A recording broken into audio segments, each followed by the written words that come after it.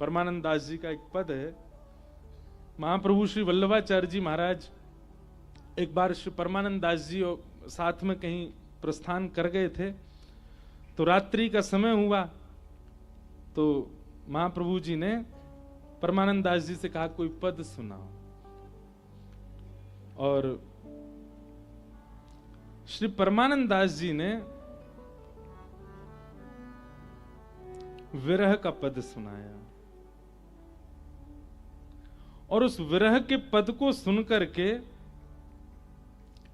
श्रीमद वल्लभाचार्य जी महाराज 3 दिन के लिए मूर्छा में चले गए उस पद को श्रवण करके। तब से श्री परमानंद दास जी ने ये नियम बना लिया, आज के बाद कभी विरह पद नहीं गाऊंगा।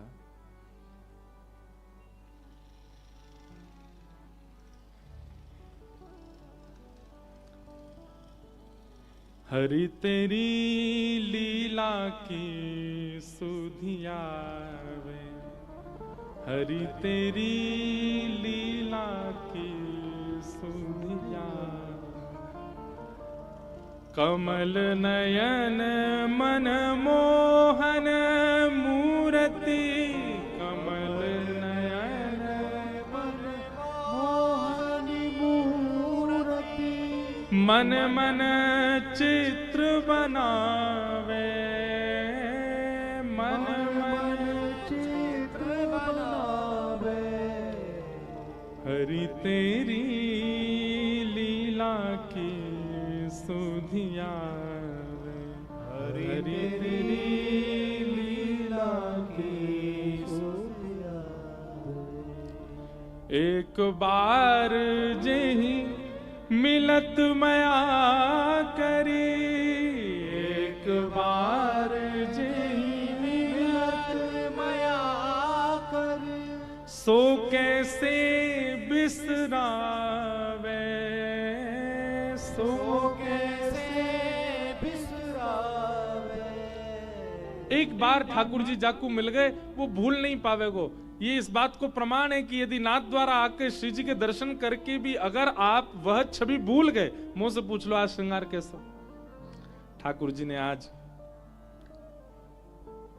श्याम वर्ण को श्रृंगार कियो है, पीत वर्ण की ठाकुर जी की आज पूरी जो ठाड़ो वस्त्र पीत वर्ण को है, और श्याम वर्ण के वस्त्र पे स्वर्ण आकृति जैसी छपी हुई है। अब उनको यहाँ की भाषा में जो बोले, जो प्रणाली की भाषा, वो तो नहीं पता मुझे। और वहां के ऊपर ठाकुर जी ने पीरी पाग पहनी है, पीरी पाग के ऊपर सोने जड़ाऊ सुंदर श्रृंगार धारण कियो है। ऐसो आज को श्रृंगार। अगर आप दर्शन करने के पश्चात भी विस्मृत हो जाते हैं ठाकुर जी के रूप से, तो या को मतलब है आप गए थे दर्शन करने के लिए, लेकिन ठाकुर जी को दर्शन करने के बाद यदि उनकी छवि नहीं भूल पा रहे हो, तो ये समझियो ठाकुर जी ने देखो है आपको, तभी उनकी छवि चित्त में विराजमान है गई है। बिहारी जी को दर्शन करके बाहर आए, भूल गए कैसी पोशाक, आप देखने गए थे ठाकुर जी को। पर यदि वह विस्मृत ना हो और 5 दिन बाद भी कोई पूछे तो बता दो कैसी छवि थी ठाकुर जी की, समझियो ठाकुर जी देख रहे हैं आपके बारे, आपकी ओर ठाकुर जी ने दृष्टिपात की, तभी उनकी विस्मृति नहीं होती है। आहा, मुख मुस्कान बंक बिलोकन, मुख मुस्कान बंक बिलोकन, मुख मुस्कान बंक अवलोकन, मुख मुस्कान बंक अवलोकन, चाल मनोहर भावे, चाल मनोहर भावे। परमानंद दास जी गा रहे हैं और सामने बैठे हुए श्रीमद वल्लभाचार्य जी महाराज श्रवण कर रहे हैं। कहीं यात्रा पर थे, ब्रज की इतनी याद आने लगी महाप्रभु जी को, श्री जी बाबा का इतना स्मरण हुआ, इतना स्मरण हुआ।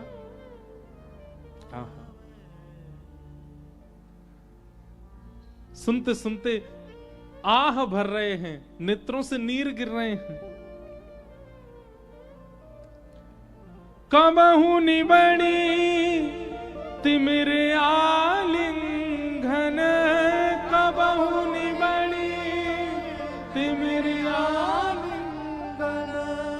कबहु कपीक सुर गावे, कबहु कपीक सुर गावे। भक्तमाल जी में एक कथा आती है कि गुसाई श्री विठलनाथ जी एक बार श्री जी की सेवा करके कहीं प्रस्थान कर रहे, और जैसे ही गुसाई जी जान लगे, वादना ठाकुर जी को मुख मुरझाए गए, ये काहे को जा रहे हैं। लेकिन कोई सेवा के कारण कहीं जानो है तो जैसे ही आप जाकर के रथ पे बैठे और निकलने लगे, तो वर्णन कर रहे हैं भक्तमाल में, कहीं कथा ऐसी है, ठाकुर जी अपनी सेज से उतर करके खिड़की पे आए गए, और जैसे छोटे छोटे बालक कोई घर से जावे वाकू खिड़की से पूछें कि अब कब आओगे, ठाकुर जी पूछ रहे हैं गुसाई जी कब आओगे, मेरो मन ना लग रहो, जल्दी आ जाइयो, अपनो काम निपटाए के जल्दी आ जाइयो, तुम मेरे सामने रहो, तुमको देख के मुझे आनंद आवे। गुसाई जी इतने भाव में भर गए, इतने प्रेम में भर गए, बोले ठाकुर जी खिड़की से मुंह को पुकार रहे हैं, बोले जल्दी आ जाइयो। गए ही नहीं, कोई काम इतने बड़े हैं का, सब संभाल लेंगे। लौट के आए गए श्री जी बाबा के पास।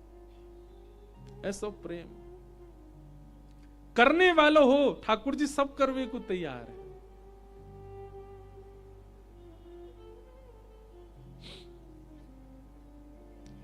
कब हुक निविड़ तिमिर आलिंगन, कब हुक पीक सुर गावे, और कबहु संभ्रम क्वास क्वास कही संग ही उठ धावे,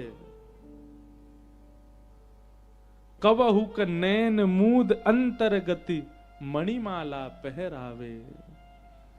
ये सब भाव जब परमानंद दास जी गाने लगे, महाप्रभु जी की स्थिति ऐसी होती चली गई ठाकुर जी के विरह में। परमानंद प्रभु